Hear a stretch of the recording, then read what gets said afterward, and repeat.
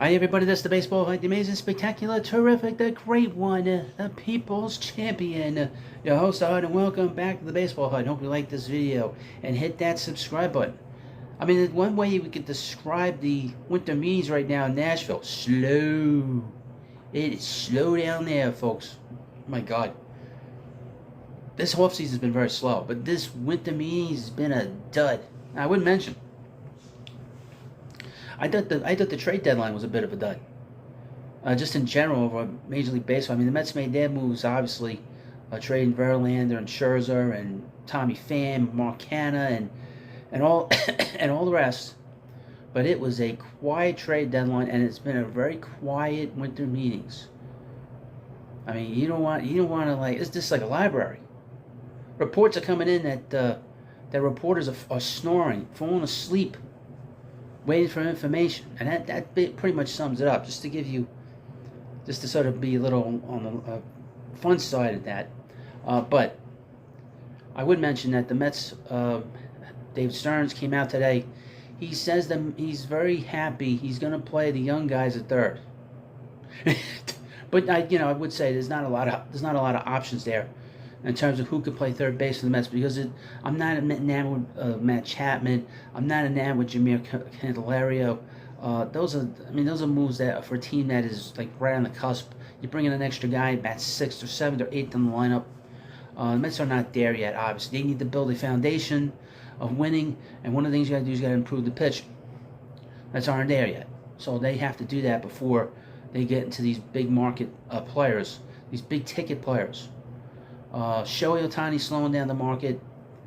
Yoshinobu Yamamoto. I'm sure I'll butcher his name up a few more times. Yo Mama. He's slowing down the market. We have, really those two are slowing up the market.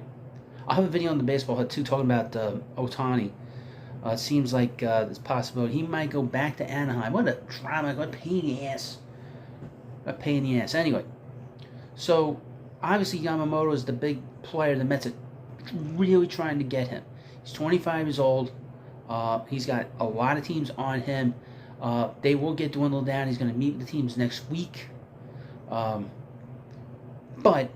there is a fallback. Let me read you this. This is from Mets Memorized Online. Now, a lot of times, most of the time, I do not read this stuff before I do a live video or a video to record, because I want to get my own natural response to it.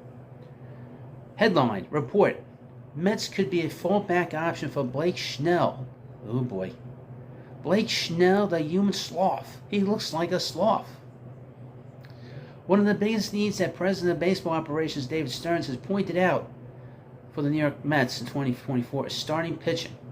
After the trades of Max Scherzer and Justin Verlander at last season's trade deadline, plus Carlos Carrasco's departure and David Peterson's injury that would keep him out for 6 to 7 months, the Mets find themselves in dire need of starting pitching. New York has addressed a spot in the rotation with the signing of Luis Severino. Severino, which I'm not a big fan of, will reunite with his former coach in the Bronx turned manager Carlos Mendoza. Mets still need more help in the rotation, and that could come from the 2023 National League Cy Young Award winner Blake Snell. Snell. John Heyman of the MLB Network and the New York Post discussed Snell's free agency and market. Heyman said that Snell hasn't been tied to many teams, and the Dodgers like him, but he understands that Mets are a potential fallback option for the lefty. Heyman says that Snell will probably get over $200 million along with Yoshinobu Yamamoto. And if the Mets miss out on Yamamoto, Snell could be a backup for them too. The Mets also have been linked to Eduardo Rodriguez and Jordan Montgomery. But I would mention about Rodriguez. Andy Martinez says they don't like him. So he's further down the trough in terms of guys they want.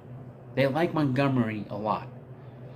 Snell's a two-time Cy Young Award winner, both in the American League and with the Rays, and last year in the National League with San Diego.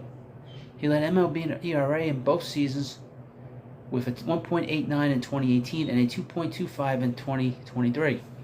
The Mets to this point have been linked to Yamamoto, but they also lacked a strong left hand in the rotation since Johan Santana. Even as far back as Al Leiter Adding a good lefty like Snell inserted him in the rotation as an ace, along with Kodai Senga, give the Mets a nice duo at the top. After that, the team could fill out the rest of the rotation, which now includes Severino and Jose Quintana.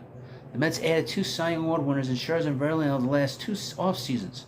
They could choose to go that route again this off season with Snell. Now, I would mention about Snell. He walks a lot of batters, and he's a 5 to 6 inning pitcher. So, I mean, they all are, but going into it, he's not going to pitch a lot of innings. So your bullpen's going to get worn out. That was a major problem last year with the Mets, is that he was a guy that, and they had a rotation where the guys were out of there after the 3rd inning. And you can't have this constant stuff. It just wears you down. So that's a drawback to him. He has great stuff. He's a bit of, what do they call him, mercurial? He's weird. He's weird looking. He has a weird personality. And he looks like a sloth. But if the Mets sign him, everybody will be happy. Everybody will be happy. I don't know if I will, but we'll see. I want Montgomery here. Obviously, I want Yamamoto here. I think that if they sign Yamamoto, they'll get another one of these big pitchers. Probably Montgomery. I mean, but like I said at the beginning of this video, it has been slow. I mean, about as slow as it could possibly get. Hopefully, we'll have some movement. Now, I would mention tomorrow. I have to do something important at night, so hopefully I'll be back here at the hut by 9 o'clock to record a video here for you. Hopefully we'll have some news. We'll definitely have some news when it comes to the Mets draft, the draft lottery, which is going to come up tomorrow. Hopefully the Mets will get a top 6 pick, and that'll go a long way in terms of helping out the farm system in a big way. Hopefully they think about bringing a pitcher, but it's not a great draft from the early things I've read. It's not a very deep draft, so we have an issue. But we'll see.